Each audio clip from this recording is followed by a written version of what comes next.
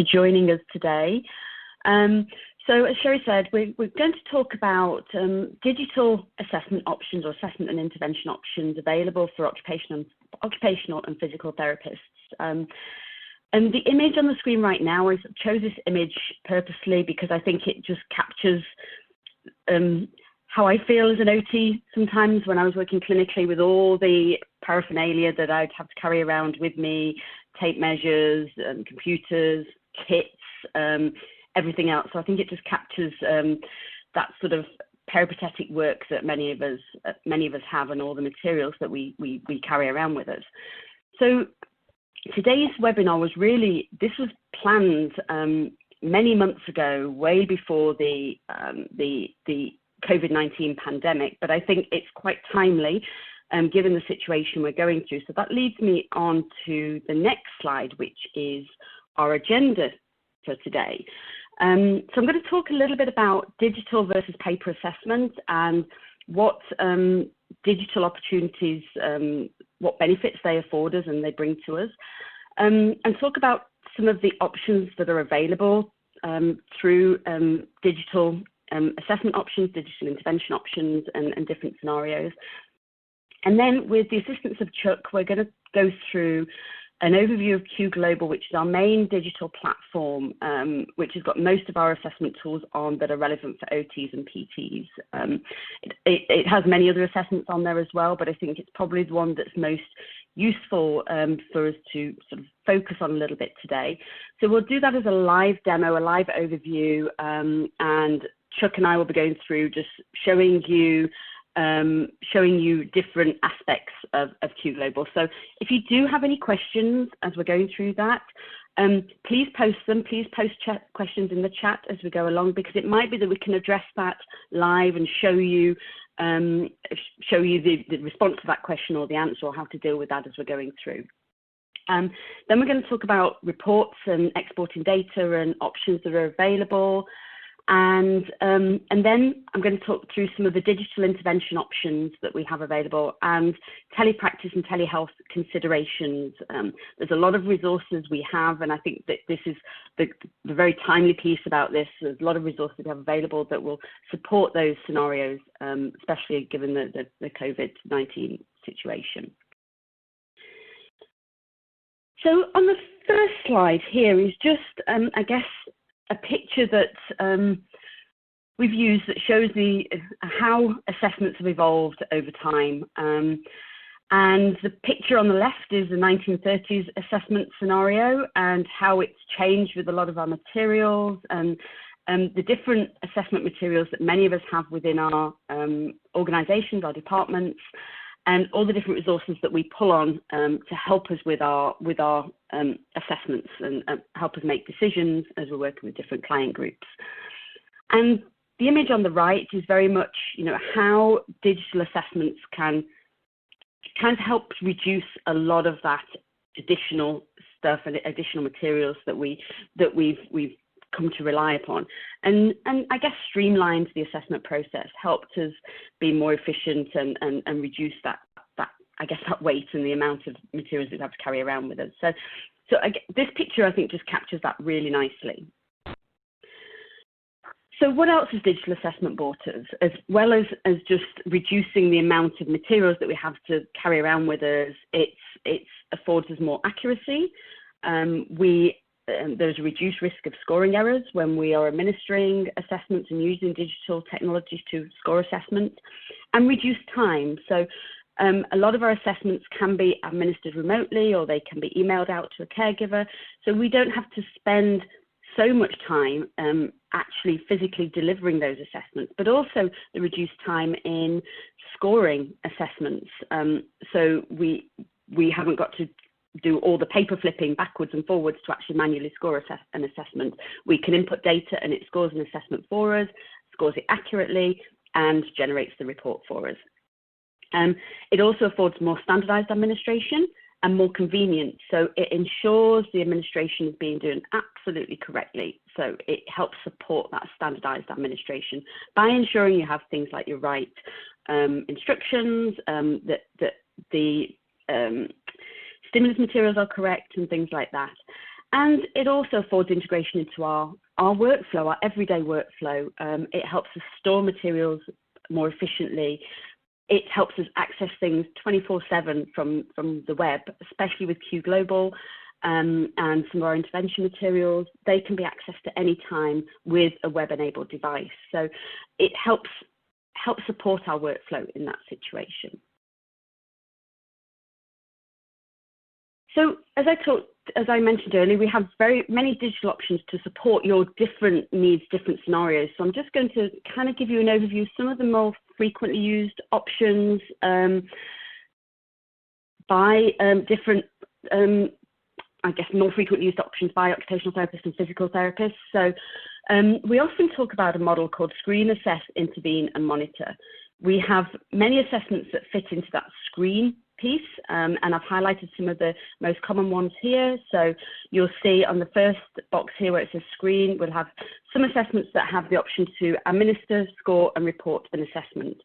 We have some assessments where you can still administer a paper form and you can input that information from a paper form into the Qglobal platform, for example. So sensory profile here appears in both sections because it's one that allows for digital administration, scoring and reporting, but it also allows the paper form to be administered and for manual entry of that information to help with scoring. In the assessment domain, again, you'll see many of our popular assessments listed here. Some are listed in screen and assess because we have brief versions and more comprehensive versions of those assessments. So again, sensory profile, PEDI-CAT is another one that's listed in both buckets. So they fit that assessment piece. And again, we have options around manual entry with things like the Brunings and the BMAT, which is the Brunings assessment for adults. And then around interventions, we have digital intervention materials. REACOM is one I'm going to talk about a little bit, which allows for cognitive intervention through digital or through web-enabled cognitive intervention. And CogMed is another one as well. And then there are tools that have intervention planning tools integrated into the platform. So Sensory Profile has something called an assessment and planning report, which helps you gather information to help inform intervention planning. And same with PEDI-CAT, the report from PEDI-CAT helps with intervention planning, and same with Bailey-4. And then we have tools that have a monitor aspect to them, digital tools. So again, things like REACOM, PEDI-CAT, Bailey, the bots, they all have the sort of progress monitoring element. They allow you to monitor progress over time. And because all these assessments are available digitally, or interventions available digitally, they then help with some of those workflow efficiencies that I talked about earlier in terms of time saving, enabling you to access things from web-enabled devices and things like that. And they help with that integration into things like electronic health records. If you can extract reports and you can save data into electronic health records, then it kind of just helps with that integration into the workflow process. Then just to look at this another way, if we look at some of the content areas, we have digital options in areas of sensory processing, for motor skills, for early childhood. I won't read all these out, but there are many different digital options available for all these different areas. And then the next slide just puts those into additional buckets of functional skills, rehabilitation, and behavioural assessment. So you can see that there are different digital options to suit your particular scenario, particular situation. So I'm going to talk a little bit about Qglobal. So I've got a couple of slides, and then we're going to do a live screen share, but I want to explain what Qglobal is and how Qglobal works. So Qglobal is Pearson's web-based platform. It allows you to administer tests, it allows you to score, and it allows you to report tests. And primarily it's been used for questionnaire type tools, so things like the Sensory Profile or the Vineland or the PEDI-CAT are questionnaire type tools. With the Bailey-4 that was released recently, we provided something slightly different with Bailey-4, which allows for more of a digital record form type administration. So it helps with the workflow or the administration of an assessment through more like a digital record form. So you're still doing an in-person or a a full assessment battery, but that is not a questionnaire, but you've got a structure to help you within Qglobal, and we'll show that as we go through some of the functionality. And then the 3 different ways to administer assessments on Qglobal is, as I've mentioned earlier, manual entry, where you have a paper and pencil administration and you perhaps input that data manually into Qglobal to generate scores and reports. There's on-screen administration, where you can ask an examinee or a caregiver to complete an assessment on your particular device, whether it's a laptop or an iPad or something, and they can complete the assessment there and then on your device. Or we have something called remote on-screen administration, which means that you can email out a link to a caregiver or an examinee to complete a questionnaire on any web-enabled device, and that questionnaire will come back to you already scored, ready for reporting. And the image on the right here you'll see is it's actually taken from my smartphone, and it's just an image of the PEDI-CAT, just showing you how that looks on a smartphone. If you were to do remote on-screen administration and email that out to a caregiver, this is how it would look to them when they're completing that questionnaire. So once it's completed and administered, then it comes back to you as a clinician, scored and ready for reporting. But it's a very clean, crisp sort of workflow, I should say. So on this, the other thing to mention is just some of, and I've kind of covered this already in a previous slide, is that this is just a selection of some of the assessments available by Qglobal that are used a lot by OTs and PTs. There are hundreds on there, but this is some of the most common ones that I've sort of already alluded to. So on that note, I'm going to, you'll see here we've got some live screenshots just in case we have any technical issues, but we're going to do some screen sharing now with Chuck, who's going to chime in and do some screen sharing and sort of talk through the workflow. So Chuck, I'm going to pass it to you just to do the screen share and then... Okay, thanks, Shelley. Everybody should be seeing the Qglobal home screen. So if you're using Qglobal for the first time, this is where you would log in.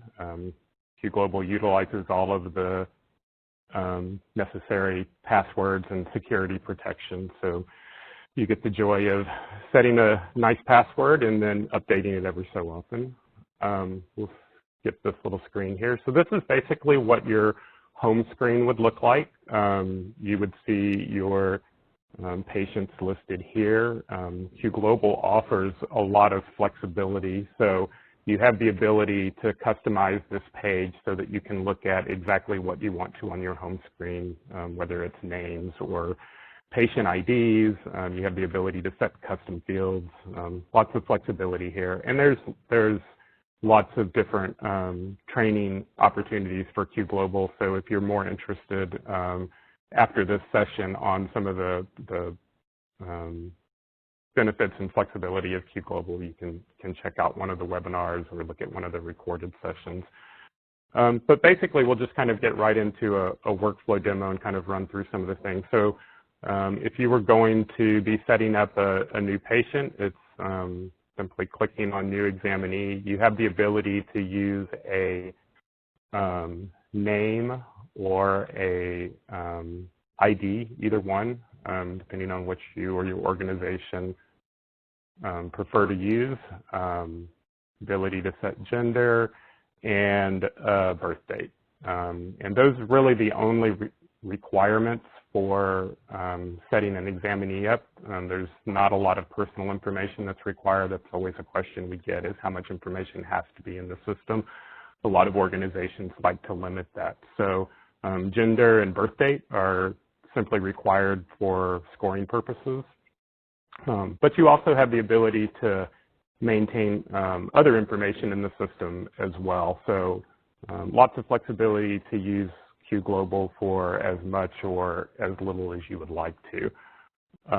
Once you've set up let me close out of this one. Once you've set up a patient, then you have them listed here. So I think Shelley will start with like a sensory profile example. So this particular patient is already set up. You can see I've given a couple of assessments for this individual already, but we'll go ahead and assign a new assessment. You have the ability to flag favorites. So within Qglobal, there's well over 100 assessments.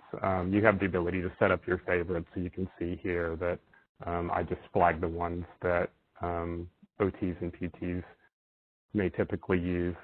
So we'll assign this assessment.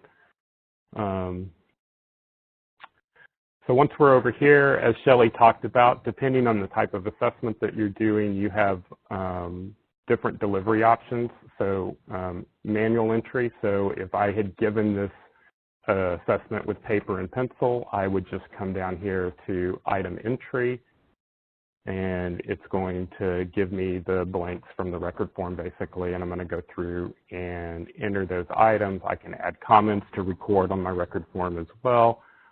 I would complete that and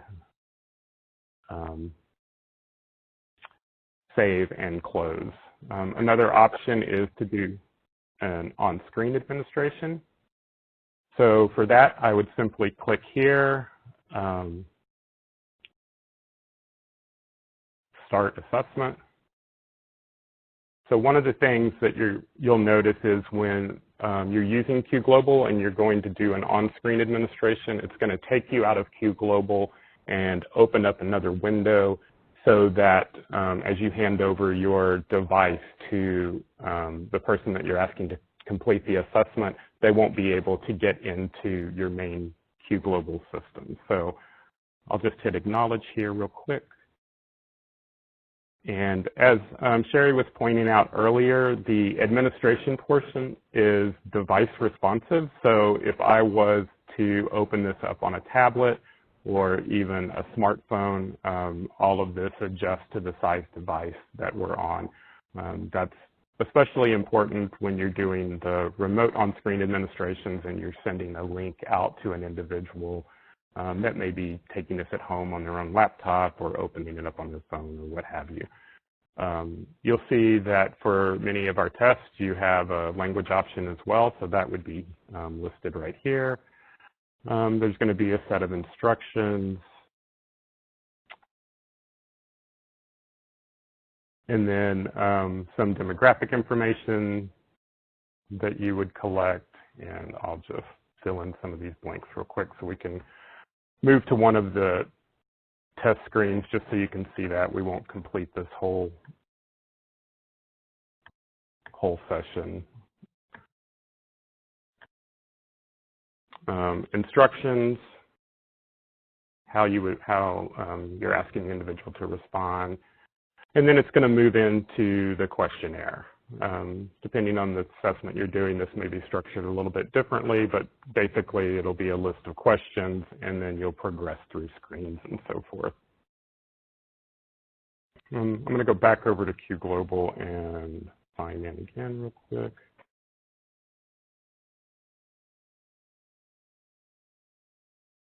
So once we had completed that session, it basically would show up down here. You can see the one that I just did is in progress. It hasn't been completed, but one down here shows up ready for reporting. So I'm able to click on that, come up here, generate report. There's some report configuration options. So with sensory profile, I have the ability to print this one as a PDF or as a Word document. Sure. Could I just ask a question there, actually? It's a good point to just interrupt and ask a question, because one person has asked about just cutting and pasting reports and to generate it or getting information from reports. Do you think you could address that question as part of this piece as well? Yeah, so if you're talking about pulling information from this report into a bigger, more comprehensive document, the Word document option obviously is going to allow you to more easily cut and paste that text or graphs or what have you from the report into your bigger comprehensive document. if that wasn't your question, if you'll go back in and then just kind of clarify, I'll respond to try to provide some more detail as well. I think it also related to being able to save it into an electronic health record. Can you save you can save a PDF into an electronic health record, is that right? And is that possible from here, or Yep. is it just the Word information you can cut and paste? Yeah, no, so from here, for saving your reports, right, you have the option to format it as a PDF or a Word document. I'll go ahead and do this one as a PDF.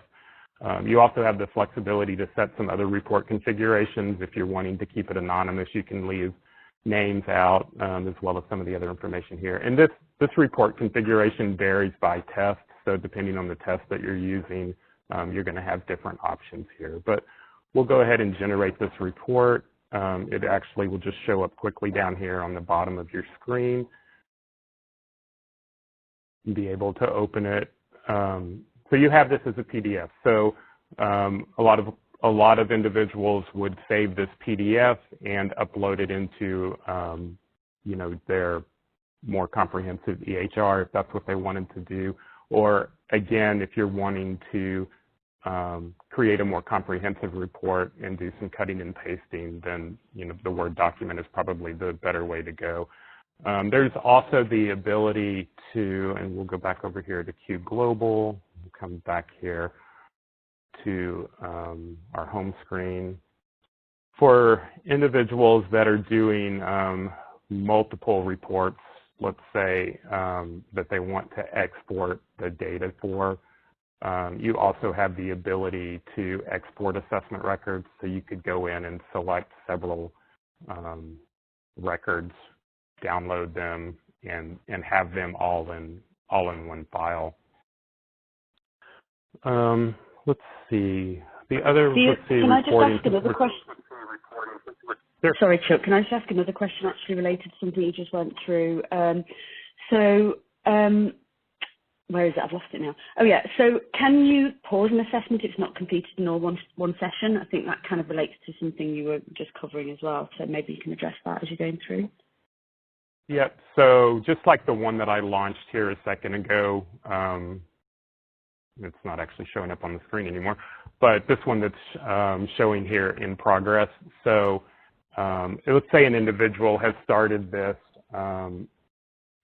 and for whatever reason has to leave and go do something and then come back to it later. And it could be an individual that you sent a link to through email.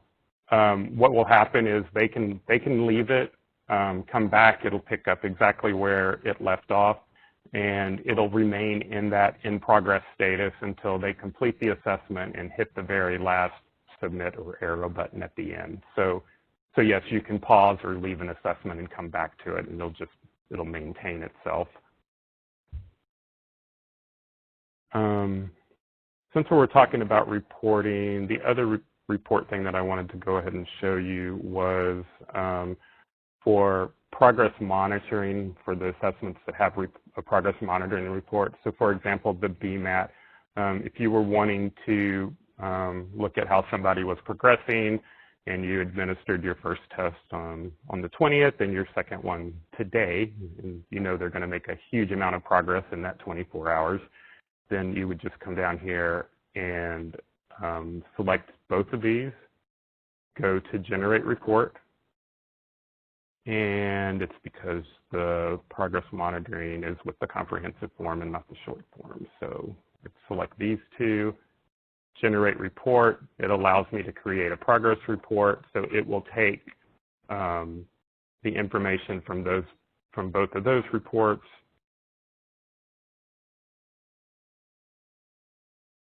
and then demonstrate, you know, whether the individual is making progress or not in the various areas with the assessment addresses. Right, Chuck, we've had a few other questions as well come through. So there's one person asking how he got to screen it because they missed the steps, and so how to generate a report. So could you just go back to that piece again, just how you get to generate a report? Okay. So the simplest way to do it is to come down and select your patient's name. And then you look down here at the bottom and you'll see the status of the various assessments that have been done. So this one down here says ready for reporting. So we'll click on it. And then there's just a button right here that says generate report. So you're just going to click on that. You'll have your report configuration. You can select whether you want it in a Word or a PDF doc, set the specifications or the configuration that you want for report, and then just hit generate report. So within Qglobal, you can generate a report as many times as you want to. The charge within Qglobal is on basically the first time you generate that report. So I could come back down here and see that this is in report generated status, but let's say that I didn't save it the first time, or I wanted it in a Word doc instead of a PDF doc. I could come back down here, click on it again, go through the same process. It's not going to charge me again, but it'll allow me to generate the report again. Okay, another couple of questions that have come through. And there's actually a lot of questions coming through, and I know we're not going to get through them all, but we will be able to follow up with folks. There's a couple of people asking if we can show the Bailey. Is that possible to show on here? Sure. So we'll go ahead and click on the Bailey demo here. We'll assign a new assessment. And I went through and set some of these up by name last night just because of the age requirement. So another nice thing about Qglobal is that if you enter a patient and you've put their birth date in and stuff, and you try to assign an assessment that is out of age range, Qglobal is going to let you know that you've done that, and you're not going to be able to generate a report for that assessment, for that individual, for that test. Shelley, is the cognitive language and motor one okay? Yes. Yes, the first one is the best one, thanks. And just to explain while Chuck brings that up, is the cognitive language and motor part of the Bailey, for those who aren't familiar with it, is actually the administered assessment with the child, with the infant or toddler. The social, emotional, and adaptive behavior piece is a caregiver questionnaire, so that fits some of the other things you've just seen with sensory profile and things. It is a caregiver questionnaire, but there is some unique features of Bailey, and Bailey was the first assessment to have these unique features for assessment, which Chuck's going to give us a brief view of now as we go through. Okay, so we'll select on-screen administration and then start assessment. It's going to give me a little disclaimer. I'll acknowledge that, and then we'll be into the actual test. So this is telling me that based on the birth date that I've put in, we're looking at a child that's 38 months and 13 days. We've done no adjustment for prematurity. Shelley, is this do you want this selected? Yes, keep that selected, yes, please. Okay. And all that does is, as Chuck opens that, there's an instruction panel. So it opens by default, as you can see here, and there's a drop down there with the item instructions. So it opens on each screen by default, but you can turn that off if you're very familiar with Bailey and you don't need that open every time, then you can choose to close that down as well. Okay, so Shelley, you're going to have to walk through this because I'm not super familiar with this test. Yeah, so tell me absolutely. So with Bailey, and if you can see across the top of the screen that Chuck's sharing, you can see the cognitive, receptive, expressive, fine motor, and gross motor. They're the different subtests. So if we could perhaps go to fine motor, I think that's probably the best one to show here for this audience. Is a good one. You go to fine there. And then you will see the item. So this particular assessment, because this child is 38 months, it's selecting your start point for the assessment. So you go in, the start point, the suggested start point for Bailey is item 22 for a child of this age. And it has the item instructions there. You can see, so this one is place a pegboard in front of the child, point out the holes in the pegboard by poking a finger into a hole and then another hole. Do not guide the child's hand or fingers in any way. And you can see there's a response how to score this particular item. So however the child performs this item, you select a response. So if we can select maybe a 2 on this one, and then we'll go on to the next item. And you can actually make observations, put comments in here as well. And if we go into the next item, this one is scribbled spontaneously. So again, it's got the setup of the item and it gives you the instructions for everything you need to go through.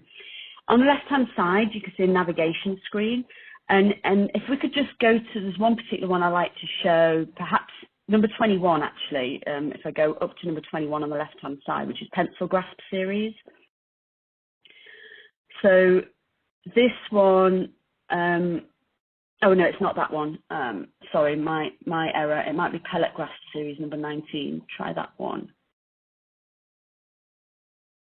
I thought it's one of the grasp ones. That's it. That's the one. So it's showing you here the grasp or the development of grasp. So you have images to help you score particular items. So you can then select the image that represents how the child, responded to that particular item. So this is just illustrating to you how much more of an I guess, forget the word, I can't get the word out right now, but it's a flexible assessment that's it's sort of helping you work around an assessment and deliver it. So it's more than a questionnaire.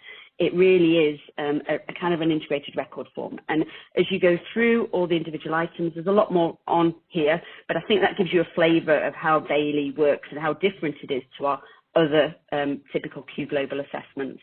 You do have options in here to do just the fine and gross motor, or you can do the full assessment. And then there's a review option as well, so you can go through and review items that have been scored to make sure that they are correct.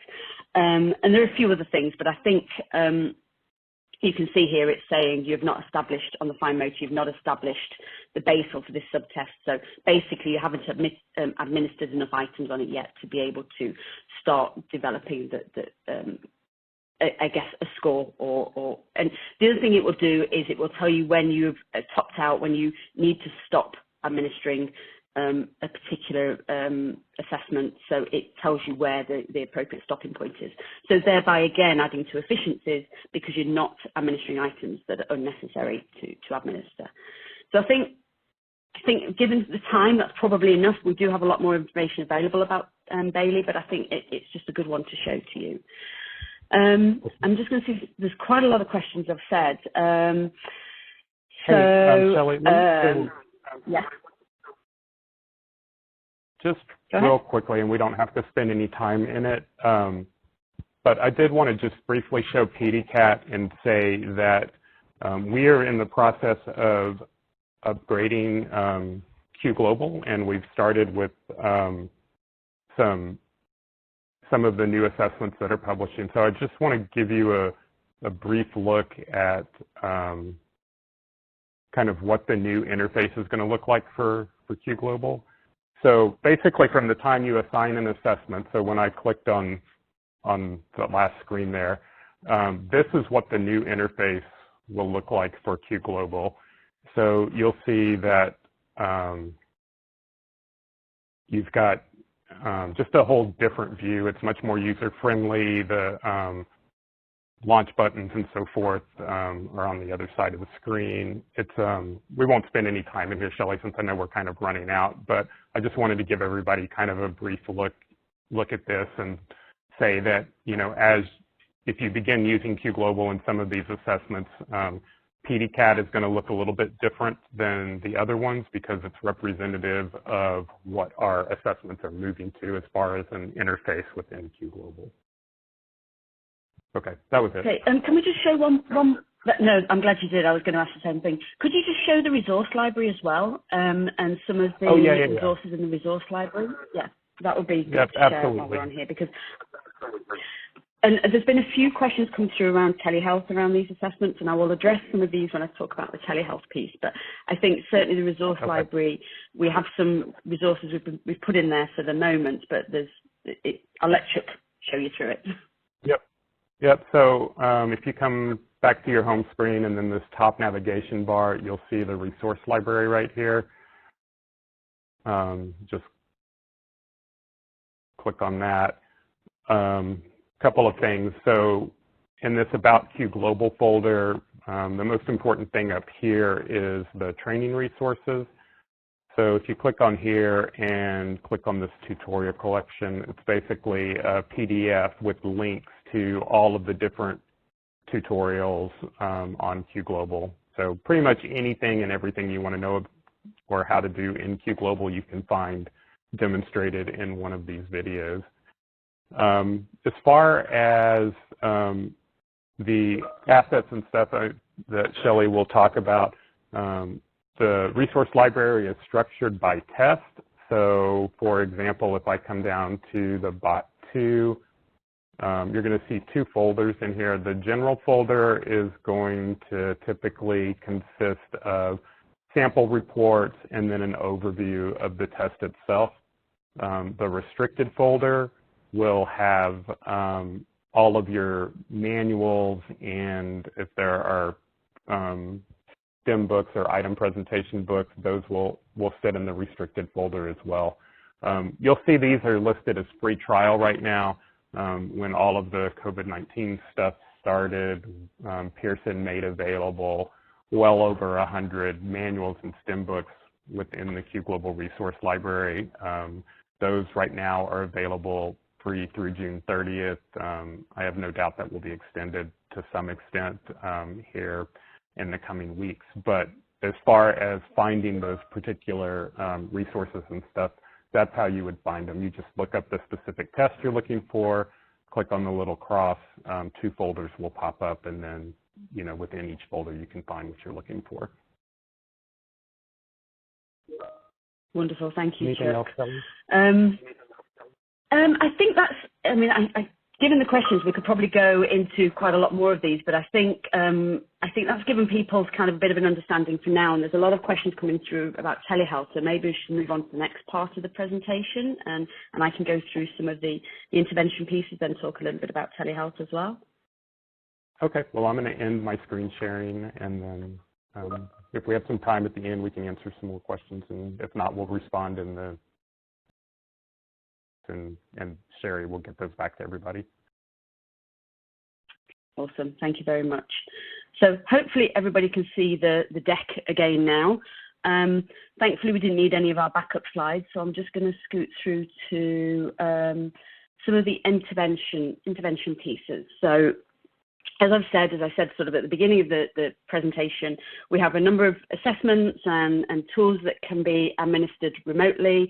We also have interventions. It's always that question we get asked. I've done an assessment. Well, what next? So some of our assessments, as I've said, have got materials in them to help with intervention planning. So as I said, the Sensory Profile has an assessment and planning report to help you gather information to help you interpret the details of the assessment and help with planning intervention. The PEDI-CAT has something called an item map report, which there are webinars and the sample reports and things on our PEDI-CAT site, which you can look at, and recorded webinars which sort of explain how to use the item map report. But basically, it helps you look at items and select items that are perhaps outliers, strengths and weaknesses to help you determine intervention plans and things like that. But one of the ones I did want to share with you, which is very much used amongst the OT and PT group, and it's kind of not that well known about, is something called REACOM, which is a computerized cognitive therapy package. And REACOM works in a couple of different ways. There's one option to use it with a specially adapted keyboard, which you see on the screen here, or you can use it on a regular PC, laptop type computer. And what it is, it's a cognitive intervention or digital intervention piece for those who've had neurological conditions, TBI, stroke, or other conditions that may affect cognitive function. And it's used very much in hospitals and clinics, long-term care, skilled nursing facilities, private practice, etc. And it can be done, the actual intervention can be done in a clinic or at home. And certainly in the current situation with telepractice or telehealth being very prevalent, then it's certainly getting a lot of interest in terms of meeting those needs. So it works as an annual license product, and if you buy an annual license, then you get unlimited patients on that license per computer station. So you have a license per computer station that you would use within your department. And there are, I think, let me just go to the next slide, and then I'm going to come back because I think the next slide's So there are there's 9 optional screening modules. Well, it covers 4 areas of visual field, attention, memory, executive function. And then there are 9 optional screening modules, and then there are 25 configurable training modules. And the beauty with ReACOM is that it is an auto-adaptive training package. So it adapts depending on the needs of the patient or the client. So it includes low training levels for those with severe cognitive deficits, and it moves to actually improve their training levels. And there's a lot of, there's a strong evidence base around this. There's lots of information that can be gleaned around ReACOM out in the literature.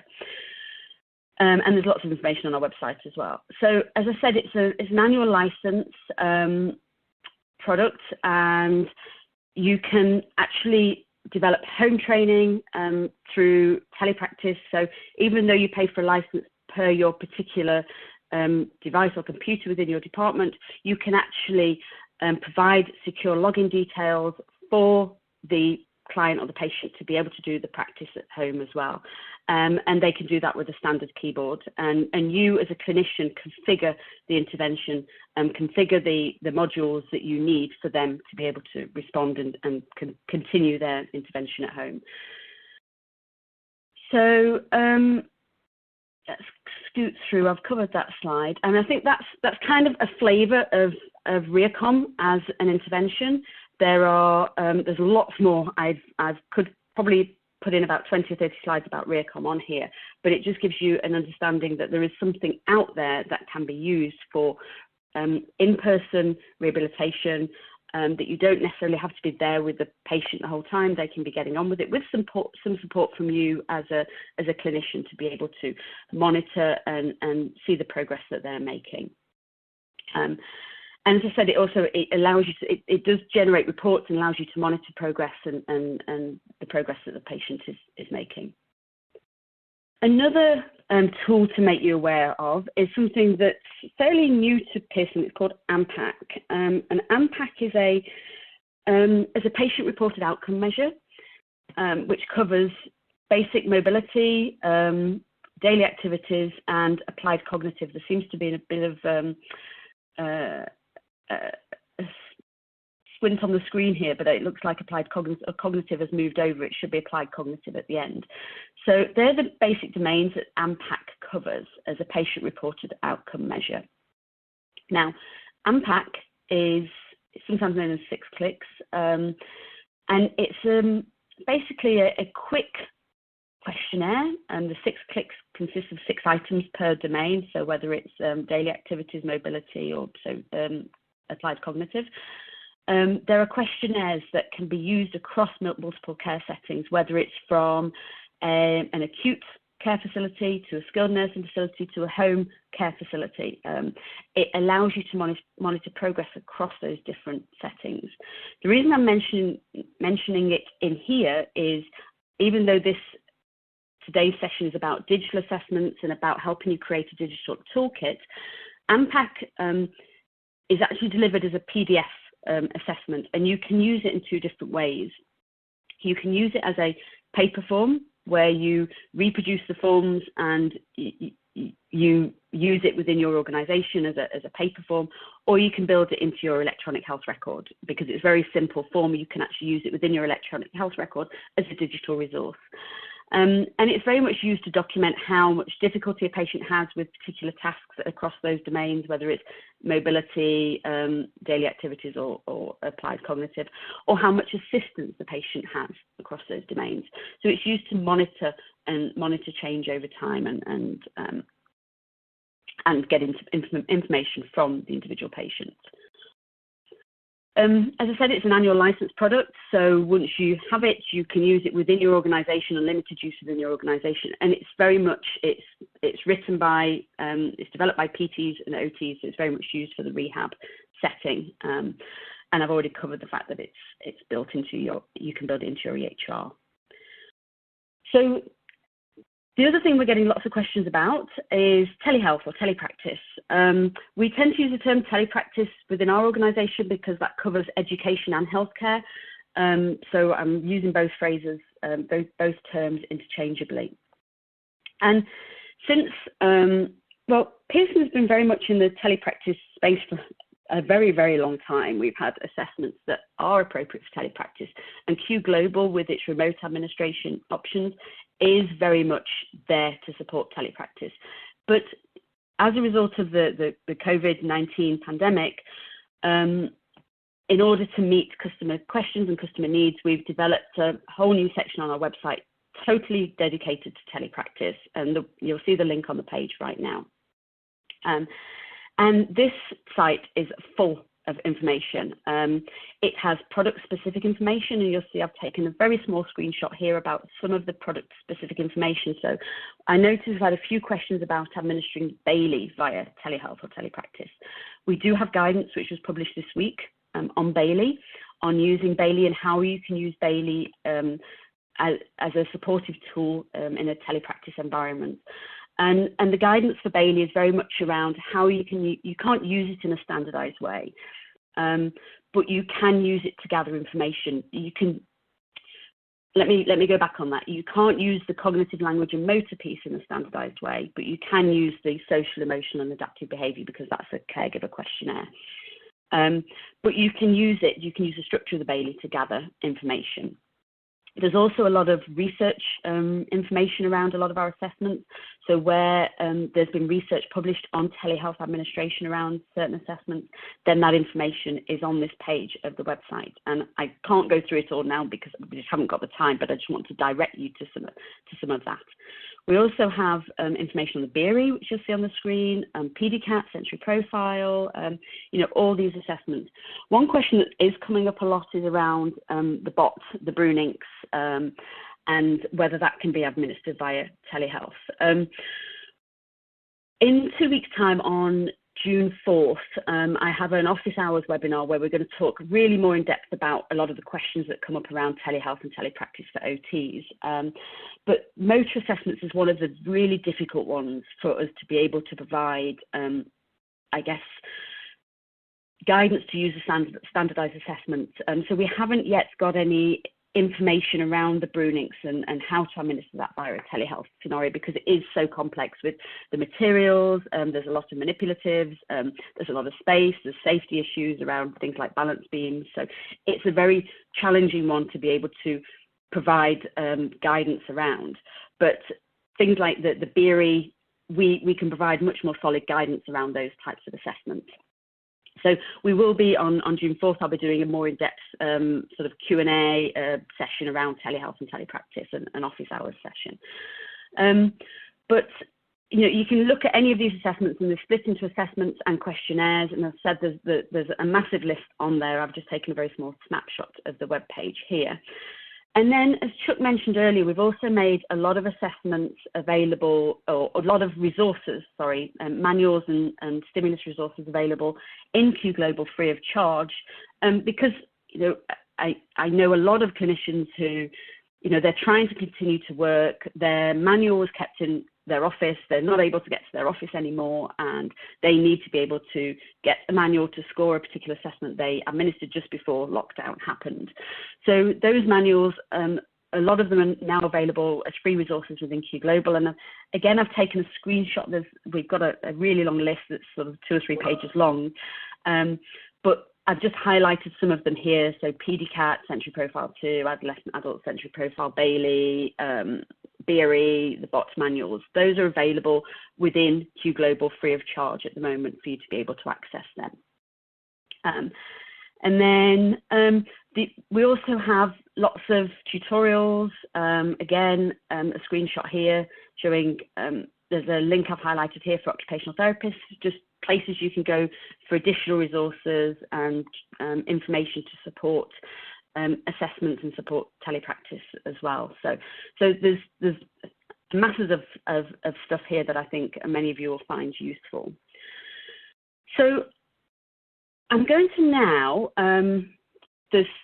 like I said, there's a lot of questions come through, so I'm going to try and sort of start picking through some of the questions. As we said, if we don't get to them all, then we will follow up with you after.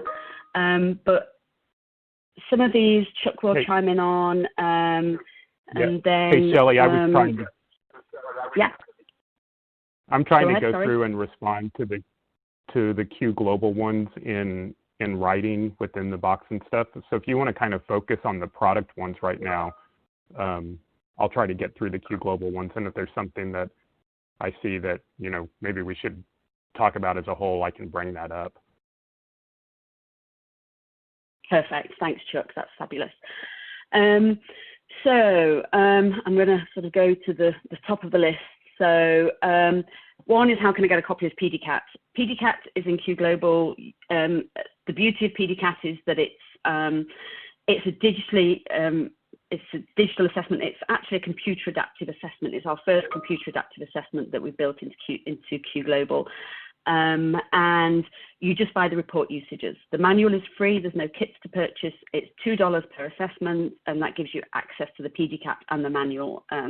Details are on our website. It's very, very simple to access, and the report is very, very simple. Another one, do we have the Developmental Profile 3 or Bailey 3 motor scales available? Developmental Profile 3 is not a Pearson assessment. I think that's ProEd, if I remember. So they might have some more information on that. We tend to only have Pearson products available within Qglobal. A new one to that was PEDI-CAT, where we entered into an agreement, a kind of a unique arrangement with PEDI-CAT and built that, even though it was already, it was a previously available assessment. We built that into Qglobal because it wasn't available previously as a web-based assessment. It was restricted to a particular desktop or a particular device. So now that's been built into Qglobal. For Bailey 3, no, we don't have any plans around Bailey 3 because we've just released Bailey 4. But the Bailey 4 is available in Qglobal, so that's all there. I think I've covered that question.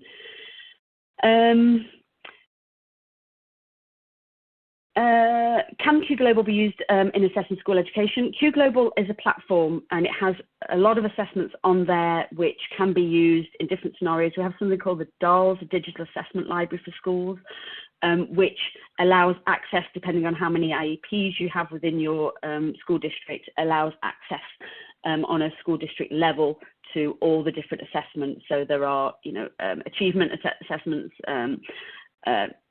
dyslexia, behavioural assessments, ability assessments, tons of things on there which you can access. So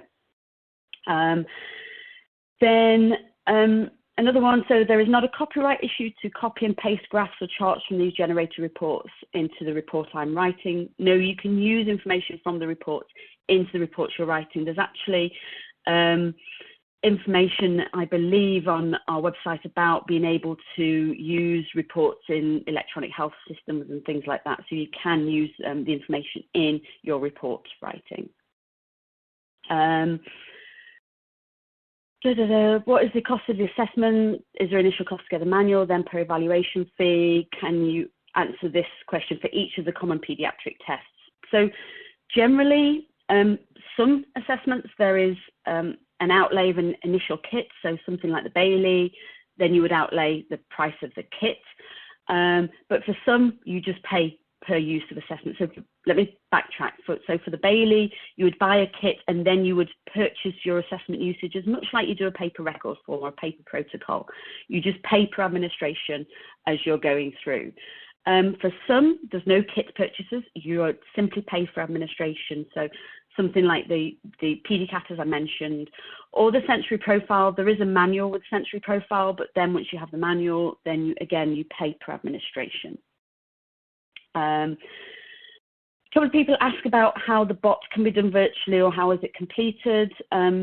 So as I said, the bot is the Brunix, or the bot, for those of you not familiar with it, is the Brunix Osseretsky Test of Motor Proficiency. It is a difficult one to do remotely by telepractice, but you can score it digitally, and you have that manual entry option to be able to generate a report and input the information from an assessment to generate a report. So it cuts down on the scoring and it cuts down on the reporting, because it is all ready done for you just by inputting the raw scores into Qglobal. There are sample reports on our website, so you can see a sample report for bots if you go to the product page on the website. What else can I look at really quickly that might address a lot of questions? Can we speak to privacy issues? And maybe this is one for you, Chuck. Just data compliance and privacy issues, both for the United States and Canada. Is that something that you'd be able to speak to? Yeah, I guess I would just quickly say, you know, if you want like the full details, if you go to the PearsonAssessments.com site on under Qglobal, the privacy policies and data management, all of the details around that are there. You know, the short answer is the system follows you know, HIPAA guidance and FERPA guidance for those in schools and so forth. And the security aspects of, you know, how things are managed and coded and stuff is all of those details are within the documents listed on the website. I would say that's just a much quicker, easier way to go about it. Brilliant, thanks, Chuck. Can I ask you to address another question while I've got you on as well, because I think this is a useful one for everybody. It's just about account structure. So would a clinician need an account, or could a larger clinic or organisation have an account? And maybe you could just address that briefly. Yeah, so basically the flexibility within Qglobal is tremendous. You can think of it as an account tree. So if you're in a large organization, let's say that has multiple sites, the organization itself can have a Qglobal account. You can create sub-accounts under that. So if you had 3 locations, you could have 3 different accounts, and then under each of those 3 accounts, you have the ability to set up sub-accounts under that, or just multiple users, depending on how segmented you want to go with your account structure. You also have the ability to allocate inventory across those accounts. So if the larger account is, you know, managing inventory and purchasing, you know, X number of usages, and account or site A or sub-account A, you know, does 80% of the testing, 80% of the inventory can be allocated to that account, and the remaining inventory can be allocated across others. You also have the ability to allocate inventory to specific users. So there's a lot of flexibility. There are some account administrator webinars that are recorded and accessible on the Pearson Assessment site, as well as through the training resources within Qglobal. And we do kind of an admin best practices webinar on a regular basis as well. So if you really want to get into the details of that, those are great resources. Brilliant. Thanks, Chuck. There's one other question that I really want to address before we finish, is around, and we didn't cover this, is around subscription. So a few people have said, if you already have bots and you're using the paper forms and you want to use it for scoring, is it included? So we have something called scoring subscriptions, where you pay for a 1, 3, or 5 year license. It's very reasonable. I can't remember the price of the 1, 3, or 5. Can you remember it off the top of your head, Chuck? I don't know. We're going to have to just respond to that one in the questions. Yeah, that's what I thought. I want to say it's something like $35 or $40 per year for the, and then it's, but it's around that sort of benchmark, I think. Yeah. But you pay for scoring subscription. Yeah, there's a 1, a 3, and a 5 year, and you're right, Shelley. I think the 1 year is $40. That's what I thought. And then you get unlimited access to scoring. So if you're using the paper forms, you get unlimited use of the scoring reporting software. So I just think that's an important point to mention. And one other thing, because we're at the top of the hour, we're actually going over 1 minute, so please allow me just to go over 2 minutes for this question, because a lot of people have asked this, is how can the BERI be administered virtually? So the BERI VMI, we've got the guidance on the website, and the guidance basically talks about mailing the forms out to the caregiver, using caution with interpretation, but because it can be a group administered assessment, it lends itself to being able to follow those guidelines, the individual group administration guidelines. So look at the guidance on the website around that. But I think, I think a lot of people will find that quite useful around the BERI there. And we've listed some references to research that's out there as well that sort of supports that guidance. So we've had almost 100 questions. So I'm sorry if we didn't get to yours on this live presentation. We will respond to all questions. You'll get a contact either from me or someone else who'll be able to help answer your question, respond to it.